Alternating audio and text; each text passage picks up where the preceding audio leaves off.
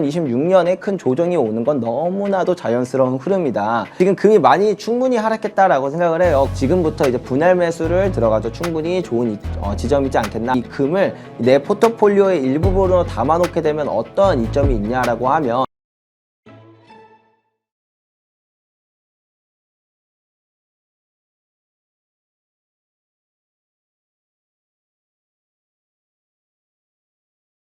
네, 오늘 모신 분은 금은 투자 전문가시죠. 스테커스의 조규원 대표입니다. 어서 오세요. 네, 안녕하십니까. 요새 금과 은, 뭐 코인도 그렇습니다만은 이 금과 은은 우리가 안전자산이라고 생각을 했었기 때문에 그런지 몰라도 충격이 커요. 뭐 폭락이 일어나고 지금 요새 이 시장이 어떤 상황입니까? 금 시장이. 일단 금이랑 은이랑 정말 빠르게 하락하는 이런 모습이 나타나고 있는데, 은 같은 경우에는 특히 하락폭이 더 컸어요. 그래서 뭐 금도 뭐 하루에 10% 가까이 하락하기도 했고요. 이런 하락폭이 나타나서 전체적으로 시장이 많이 겁을 먹어 있는 그런 상황이다, 이렇게 볼 수가 있을 것 같아요. 가격이 많이 하락하는데 아무래도 가장 큰 일조를 했던 건 레버리지가 청산되면서 이게 도미노식으로 가격이 쭉쭉 하락하지 않았나, 이런 생각이 많이 들 만큼 요즘에 가격 하락이 좀 급격하게 나타나고 있다, 보시면 될 것 같아요. 네. 자, 요즘 한국은행이 금을 사고 있습니까? 매입 현황이 어떻게 되나요? 13년 만에 금매입 검토한다, 뭐 이런 뉴스들이 나오던데요. 한국은행이 2013년에 마지막으로 금을 샀었는데, 그 이후에 금을 안 사다가 최근 들어 다시 한번 금을 매입한다라는 그런 이야기를 전하고 있습니다. 그렇다 보니까 이제 두 가지 사람들이 생각을 하는 것 같아요. 첫 번째로, 이전에 한국은행이 금을 샀던 게 2011년, 2012년, 2013년 이렇게 30톤, 40톤, 30톤, 30톤, 40톤을 사서 총 100톤가량을 샀었거든요. 근데 그때가 정확하게 금 가격의 최고점 3년 동안 샀었어요. 이번에 다시 산다라는 건 또 고점이라는 그런 시그널이 아니냐, 이렇게 얘기를 하기도 하고, 그리고 또 이제 어떤 측면에서는 이제라도 사서 참 다행이다. 왜냐면 전체적으로 시장 자체가 달러에서 금으로 이동하고 있는 이런 흐름이 나타나면서 우리는 너무나도 외환보유고의 달러 비중이 너무 높다 보니까 금으로 이제 자산 배분을 하는 게 이제 우리나라의 안보와 그런 국가적인 측면에서 더 잘하고 있다라고 평가를 하기도 하더라고요. 뭐 중국이라든가 유럽 여러 나라들 중앙은행에서는 이미 오래전서부터 계속 금을 사모으고 있었잖아요. 네, 맞습니다. 비중을 늘리고. 네, 유럽 국가들 같은 경우에는 거의 전체 외환보유고에서 거의 대부분 50% 이상을 금으로 보유를 하고 있었고, 중국 같은 경우에는 2000년부터 금을 계속 사모으기 시작해서 한 400톤 정도였던 국가의 금 보유량이 지금은 공식적인 양만 따져도 2000톤이 넘을 정도로 급격하게 많이 모았다. 여기에 더불어 이제 비공식적으로도 중국이 금을 많이 사는 거로도 되게 유명한데, 그런 수치까지 추정을 하면 대략적으로 전문가들은 보수적으로 잡았을 때 중국이 한 5000톤 정도가량의 금을 매집했을 거로 이게 얘기가 될 만큼 중국도 정말 급격하게 금을 많이 모으고 있다. 이런 것들에 대해서 왜 그런가 하면, 앞서 말씀드렸던 것처럼 전 세계 이제 많은 국가들이 탈세계화 그리고 탈달러화로 가면서 아무래도 하나의 그런 통화 자산을 보유하는 것보다는 통제로부터 좀 자유로운 자산, 금과 같은 자산으로 이동하는 흐름이 많이 나타나고 있다, 이렇게 생각하시면 될 것 같고요. 요즘에는 중국, 뭐 러시아 이렇게 미국과 좀 적대국에 있는 국가들 말고도 뭐 대표적으로는 뭐 폴란드라던가 체코처럼 뭐 이렇게 동유럽 국가들에서도 이제 금을 많이 사려고 하는 이런 움직임이 전이되고 있고, 이런 것들이 점점 전 세계적으로 퍼져나가고 있는 이런 흐름, 이게 되게 중요한 포인트라고 볼 수 있습니다. 네, 그렇군요. 근데 진짜 그때 13년 전에도 저도 기억이 납니다만 한국은행에서 금을 사모은다고 국회 청문회에서 막 엄청 혼나고 의원들이 막 네. 소리 지르고 이랬던 게 기억이 나는데, 근데 어떻게 보면 그때 계속 모았으면 우리 엄청난 국부를 이뤘을 텐데요. 네, 맞습니다. 이제 뭐 그때 당시에는 고점이라고 생각을 했지만, 이제 그게 이제 고점이라고 하는 부분이 대략 2,000불 언더거든요. 근데 지금은 가격이 내려왔어도 4,000불이 이상이기 때문에 꾸준히 모았다면 어땠을까라는 생각도 들고, 또 한편으로는 이제 외환보유고에서 달러 자산이 아닌 금 자산을 같이 보유한다라는 게 아무래도 좀 더 어떤 정치적인 리스크나 그 다음에 국제 정세에서 다양한 리스크들이 찾아왔을 때 그럼에도 불구하고 이제 우리나라의 외환보유고가 되게 탄탄하게 될 수 있는 그런 포트폴리오 구성이 되지 않았을까라고 생각도 합니다. 네, 그 한평에서 황금박지상, 그때 뭐 진짜 27억 가지고 그거 만들어 가지고 이게 뭐하냐 혈세 낭비다 뭐 이런 얘기가 있었습니다만 지금 그게 한 357억? 네. 네, 엄청 튀어가지고 오히려 진짜 성견지명 뭐 관광 자원이 돼 버렸는데 아 이런 게 좀 필요하긴 하겠네요. 네, 아무래도 이제 우리나라는 실물금을 사람들이 잘 안 모으기도 하고 국가 자체도 실물금을 잘 안 보유하다 보니까 그렇게 실물금을 이제 모아야 된다라는 그런 문화 자체가 많이 사라져 있었는데요. 다시금 이런 것들이 좀 뜨거워져서 참 다행이다 그런 생각이 들더라고요. 네. 자, 근데 이번에 한국은행이 금을 실물이 아니라 ETF로 매입하려고 한다 뭐 이런 얘기가 있던데 어떻습니까? 평가는?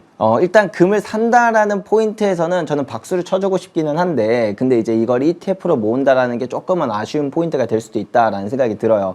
우리나라가 일단 갖고 있는 그 베톤도 우리나라가 보유하고 있지는 않습니다. 런던에 보관을 하고 있는 형태인데요. 요즘 들어서 이제 전 세계적인 흐름을 보면 독일 같은 경우에는 이미 2013년도에 이제 뉴욕으로부터 보관되어 있던 금을 본국으로 송환했고 그 다음에 다시 한 번 더 본국으로 송환하자는 그런 이야기들이 나타나고 있고요. 그 다음에 네덜란드나 뭐 아니면 이제 프랑스 같은 국가들도 본국으로 송환하려는 그런 여러 가지 움직임들이 많이 보여지고 있습니다. 그러니까 이제 금을 사는 것뿐만 아니라 이 금을 어떻게 보유하느냐도 되게 중요한 시작점에 있다라는 건데 다양한 지정학적인 리스크, 그 다음에 외교 관계 이런 거에서 다양한 그런 어떤 리스크들이 많이 생겨나고 있는 부분들이 있다 보니까 이럴 때 실물 금을 직접 보유하는 것만이 카운터파티 리스크를 없앨 수 있는 가장 중요한 요소라서 저는 우리나라도 좀 이런 보관이나 유통이나 이런 부분에 좀 불리한 부분들이 있다고 하더라도 금을 우리나라가 직접 보유하고 그렇게 금을 사모으는 형태가 더 좋지 않겠나라는 생각을 하고 있습니다. 네. 자, 지금 뭐 독일에서도 이번에 저 미국과의 관계가 유럽이 좀 안 좋아지면서 그 미국에 맡겨놓은 금을 뭐 다시 가져가네 마네 이런 얘기들이 좀 나오고 있죠. 뭐 보니까 여러 나라들이 그 뭐라 그럴까요? 그 해외에 있는 그 금들을 자꾸 본국으로 송환하려는 움직임이 나오는 것 같아요. 어떤 뭐 의미가 있을까요?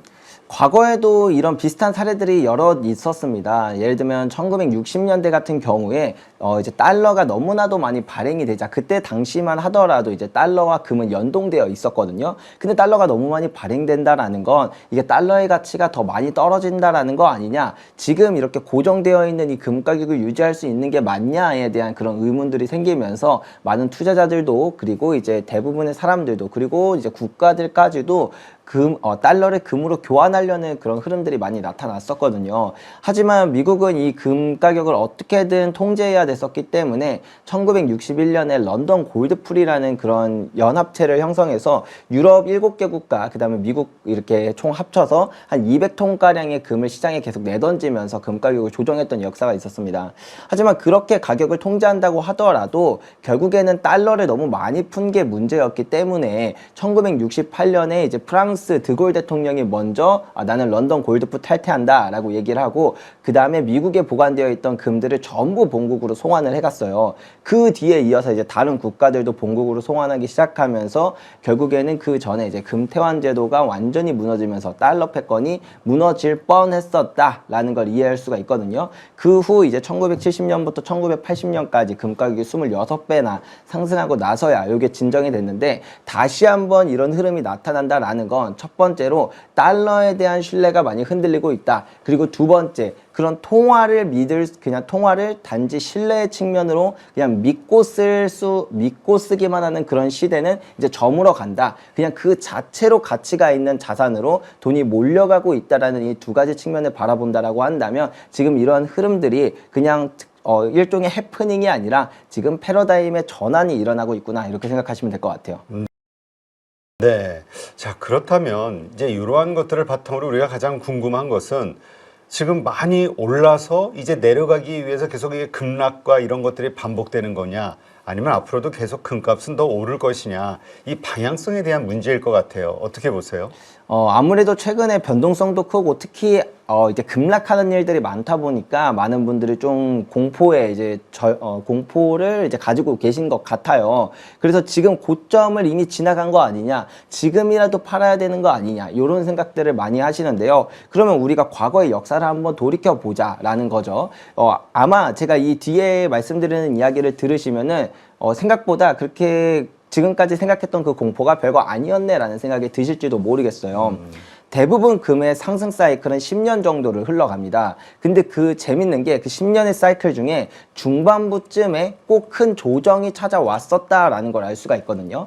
예를 들면 2002년부터 2011년까지의 상승장 중에서 2008년에 큰 조정이 한번 왔었어요. 그때 금 가격이 대략 한 마이너스 25% 정도, 은 가격은 50% 정도 하락하면서 이제 그런 하락할 정도의 그 정도의 큰 조정이 있었고, 1970년대도 보면은 1970년부터 1980년 이 10년의 사이클 중에서 1975년에 큰 조정이 왔었다. 이때 금 가격은 마이너스 40% 그리고 은 가격은 마이너스 60% 정도 하락하는 그런 현상이 나타났었죠. 그리고 1930년대도 이제 상승장이 있었는데 1933년부터 47년의 상승장 중에서 41년에 한 번의 조정이 있었습니다. 다만 이때는 근본위제라고 해서 금 가격이 고정되어 있었던 시기이기 때문에 우리가 공식적으로 알 수 있는 금 가격엔 큰 조정은 없었지만 그 당시에 이제 금광 주식들의 그런 이제 가격들을 보면은 많이 하락을 했었다라는 걸 알 수가 있어요. 즉 우리가 생각을 해보면 이번에 상승 사이클도 2019년부터 대략 2030년까지 이어지는 상승장 가운데 2026년에 큰 조정이 오는 건 너무나도 자연스러운 흐름이다. 물론 이렇게 가격이 떨어지면 우리가 다양한 뭐 이제 악재의 뉴스들을 듣고 하다 보니까 마음이 흔들릴 수는 있겠으나 사실 이렇게 큰 조정이 온다라는 건 이 전체 사이클의 이제 중반부를 지나가는 시점이다라는 증거다. 이렇게 생각을 해보는 게 더 맞는 생각이 될 것 같아요. 네. 근데 이게 보통 달러 인덱스와 금값은 서로 역상관 관계죠. 달러가 약하면 금값이 강하고, 네, 맞습니다. 또 강하면 약해지고. 그래서 이제 미국 정부는 금값이 강한 걸 원하지 않는다. 그것은 곧 약달러, 그러니까 달러의 그 힘이 약해진다는 의미니까. 그래서 이제 선물 거래소의 그 보증금 가지고 이렇게 저렇게 유동적으로 하면서 이 시장을 컨트롤한다. 이렇게 이제 우리가 알고 있었단 말이죠. 근데 요즘 연준 의장이 새로 지명이 되면서 이제 강한 달러가 오는 건 아니냐 이런 생각들이 있거든요. 그렇게 된다면 금값은 어떻게 될까? 아무래도 금은 달러와 이게 정반대로 움직이는 성향, 그러니까 역상관관계가 있다 보니까 달러 강세의 그런 가능성이 커질수록 금 가격이 압박을 받는 건 당연한 부분인 것 같습니다. 특히 케빈 워시가 지명됨에 따라서 좀 더 매파적인 성향의 그런 특성상 아무래도 강달러가 유지될 거라고 생각하는 그런 많은 시장 참여자들의 생각 때문에 금 가격이 급락하는 데도 일조했다라고 볼 수가 있는데요. 자, 근데 우리가 이제 생각해 봐야 될 포인트는 첫 번째, 케빈 워시 씨가 정말 매파적인 사람이냐라고 보면 사실 그렇지는 않다. 예를 들어서 옛날에 이제 그 벤 버냉킨 시절에 그 양적 완화라고 하는 통화 정책을 처음으로 이제 다시 한번 카드로 꺼내 들었을 때 케빈 워시는 반대하는 말을 했거든요. 하지만 결국에 표를 던질 때 보면 찬성하는 표를 던졌어요. 이런 것처럼 케빈 워시가 정말 매파적인 성향이라고 매파적인 성향이 맞냐라고 하면은 꼭 그렇지만 않을 수도 있다라고 생각을 해볼 수가 있겠고요.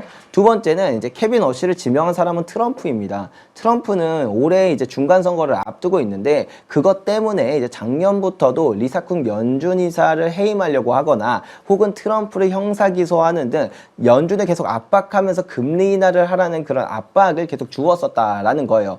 통화 정책을 누구보다 완화적으로 하기를 원하는 게 트럼프인데 그런 트럼프가 케빈 워시를 지명했다라는 건 어쩌면 케빈 헤셋이나 크리스토퍼 월러보다 더 완화적인 통화 정책을 할 거라는 그런 생각이 들어가 있지 않겠느냐라고 생각을 해볼 수 있기 때문에 우리가 지금 이 케빈 워시의 그런 어떤 이름만 듣고 너무나도 공포를 가지고 있었던 건 아닌지 체크해 봐야 될 포인트다라고 말씀드릴 수 있을 것 같습니다. 네. 자, 그렇다면 지금 뭐 한 돈에 한 100만 원 정도 돼요? 예전에 뭐 돌잔치하고 그러면 이렇게 한 몇만 원 정도 해가지고 이렇게 돌반지 해주고 했다라는 이 기억들이 나는데 어떻습니까? 이렇게 비싸진 이 시점에서 적은 금액으로도 일반인이 투자를 하려면 어떤 방식으로 하는 게 좋을까요? 아무래도 금이 가격이 좀 많이 오르긴 했죠. 옛날엔 진짜로 5만 원에 샀다라는 그런 부모님의 얘기도 들었던 것 같은데 이제는 뭐 100만 원, 그러니까 돌반지를 사려면 거의 100만 원 가까이의 돈을 줘야 되다 보니까 이제 조금 금을 실물로 투자하기에는 좀 부담스럽다라고 느껴지시는 분들이 많을 것 같아요. 그런 분들의 경우에는 한 두 가지 정도의 방법이 있습니다. 첫 번째는 ETF로 하는 방식이에요. ETF는 이제 금 가격을 그대로 쫓아가도록 설계된 펀드라고 보시면 되는데 흔히 주식 어플에서 그냥 금 ETF 이런 식으로 검색하시면 다양한 투자 상품이 있어서 그런 투자 상품들을 그냥 매수하면 매수되고 매도하면 매도되기 때문에 되게 간편하고 수수료도 한 0.7% 정도니까 되게 수수료도 저렴하고 그렇기 때문에 초보자의 입장에서 접근하기에 가장 이상적이다라고 볼 수 있어요. 거기다가 이제 가격도 주당 가격이다 보니까 뭐 저렴한 거는 몇천 원에서 좀 비싼 것도 몇만 원 정도면은 충분히 구매를 할 수 있기 때문에 이제 소액으로도 투자하기에 가장 적합한 방법이 된다라고 말씀드릴 수 있을 것 같고요. 만약에 내가 조금은 더 투자할 수 있다라고 한다면 KRX 금시장이라고 하는 방법도 되게 괜찮아요. KRX 금시장도 주식 어플에서 똑같이 금 투자할 수 있는 그 별도의 탭이 하나 있는데 뭐 예를 들면 메뉴에다가 금현물 이런 식으로 검색하시면 금 거래를 할 수 있는 또 하나의 탭이 있습니다. 이 KRX 금시장으로 투자를 하면 어떤 게 좋냐면 일단 1g 단위로 투자할 수 있기 때문에 한 2~30만 원 정도의 금액이면 충분히 투자가 가능하다. 여기에 얹어서 이 KRX 금시장은 수수료가 ETF보다도 거의 절반 수준으로 저렴합니다. 한 0.3% 정도 되고 무엇보다 가장 매력적인 건 살 때 팔 때 세금이 없다라는 부분이에요. ETF는 수익의 15.4%를 배당소득세로 내야 됩니다. 뭐 다른 방법으로 금통장 같은 경우에도 배당소득세를 내야 되고 그다음에 실물을 살 때는 보통 이제 부가세 10%를 내야 되죠. 하지만 KRX 금시장은 사고 팔 때 세금이 없기 때문에 가장 수수료도 싸고 세금도 없어서 효율적인 방법 중에 하나다. 이렇게 말씀드릴 수 있어서 이제 ETF와 KRX 금시장 이 둘 중에 이제 성향에 맞거나 상황에 맞는 그런 방식을 택하시면 될 것 같습니다. 네, 알겠습니다. 자, 그렇다면 금을 이제 우리가 잘못 착각하면은 금이 좋대, 금이 오른데 그러면 있는 거 없는 거 다 해가지고 몰빵을 하는 경우들이 있단 말이에요. 그게 아니라 이 전체 내가 자산이 있으면 금의 비중을 한 어느 정도로 가져가는 게 포트폴리오상 비중 어느 정도가 좋습니까? 금이라는 자산을 일단 안전자산이라고 부르기 때문에 이제 너무나도 많은 비중을 금으로 담아두는 건 그렇게 좋진 않아요. 물론 저처럼 투자에 확신이 있다라고 한다면 좀 높은 비중을 가져갈 수도 있겠지만 기본적인 양은 이제 다양한 포트폴리오 전략들을 살펴보면 금을 7.5%에서 대략 15% 정도를 담는다라는 걸 알 수가 있습니다. 그 이유가 이 금이라는 거는 이 전체 완전 초장기 사이클 한 200년 정도의 사이클을 두고 보면 상승률이 주식이나 부동산보다는 떨어집니다. 하지만 특정 기간, 금의 상승 사이클이 오는 보통 그 10년을 두고 보면 10년 동안 적게 오를 때는 7배, 많이 오를 때는 26배가 상승할 만큼 좀 기하급수적으로 오르는 그런 특성이 있어요. 그리고 보통 그런 시기는 이제 경제가 불안한 상황이기 때문에 다른 자산들이 되게 안 좋은 그런 성과를 보이는 경우가 많고요. 따라서 금을 대략 한 10% 정도를 담아놓게 되면 나의 포트폴리오의 안정성도 올라가면서 수익성도 개선되는 그런 좋은 효과를 얻을 수가 있다. 그래서 이제 금은 내 전체 자산의 한 10% 정도를 담아두시는 걸 기본으로 생각하시고 그 다음부터 이제 금의 상승 사이클을 어떤 상승 사이클에 대한 확신이 늘어남에 따라 조금씩 그 비중을 늘리셔도 절대 늦지 않으시니까 10%부터 시작하시면 좋을 것 같아요. 네. 근데 이 포트폴리오 상에서 뭐 주식도 있고 채권도 있고 뭐 여러 가지가 있겠죠. 현금도 있고. 이 금은 다른 자산들과 어떤 차이가 있는 거죠? 금은 일단 안전자산이라는 측면에서 좀 매력도가 있는데 이게 안전자산이라는 게 우리가 보통 일반인 분들이 생각하는 안전자산과는 개념이 좀 달라요. 요즘에 금 가격 뭐 하루에 10%만 떨어지는 것만 보더라도 이게 안전자산이 맞아? 라는 그런 의문이 드시는 것처럼 일반인 분들이 생각하는 안전자산은 가격 변동성도 낮고 그냥 오래 두면 꾸준히 오르는 그런 자산이라고 생각을 하지만 금은 그런 자산은 아닙니다. 오를 때 막 진짜 뭐 하루에 10% 20% 오르기도 하고 그 다음에 이제 떨어질 때도 마찬가지고요. 그리고 이런 상승 사이클이 한번 이제 다가오게 되면은 막 상승할 때 아까 말씀드린 것처럼 적게는 7배에서 많게는 26배가 상승할 만큼 좀 드라마틱하게 오르기도 합니다. 그래서 이 금이 안전자산이라고 불리는 건 화폐의 가치가 빠르게 떨어지고 전 세계적으로 신뢰가 흔들리는 그런 시기 때 가격이 급격하게 올라가는 일종의 보험의 역할을 하기 때문에 금이 안전자산이라고 불리는 겁니다. 그래서 이 금을 내 포트폴리오의 일부분으로 담아놓게 되면 어떤 이점이 있냐라고 하면 기본적으로 이제 화폐의 가치가 떨어지는 시기에는 채권과 현금의 가치가 빠르게 하락하게 됩니다. 그거를 이제 금이 상쇄해 주기 때문에 그 시기에 금 가격이 많이 올라서 내 포트폴리오를 좀 더 안정적으로 만들어준다. 그리고 기본적으로 금과 주식은 좀 상관관계가 낮아요. 이게 안전자산, 위험자산에서 반대로 갈 것 같지만 반대로 가는 건 아니고 이제 상관성이 낮다. 낫다. 서로 이제 독립적으로 움직인다라는 부분에서도 1년에 한 번씩 우리가 보통 자산 포트폴리오를 다시 리밸런싱하는 그 과정 가운데서 이렇게 상관성이 낮은 자산을 들고 있으면 포트폴리오의 안정성과 수익성이 같이 개선되는 효과를 얻을 수 있다. 그래서 금은 아주 매력적인 자산이고 내 포트폴리오에 꼭 일부라도 담아두어야 하는 그런 자산이다. 이렇게 말씀드릴 수 있어요. 네. 자, 그렇다면 뭐 말씀하셨지만 요즘 뭐 변동성이 상당히 강하잖아요. 뭐 급락도 좀 나오고 어떻습니까? 이 금을 사는 그 아주 좋은 매수 타이밍 어떻게 잡아야 되죠?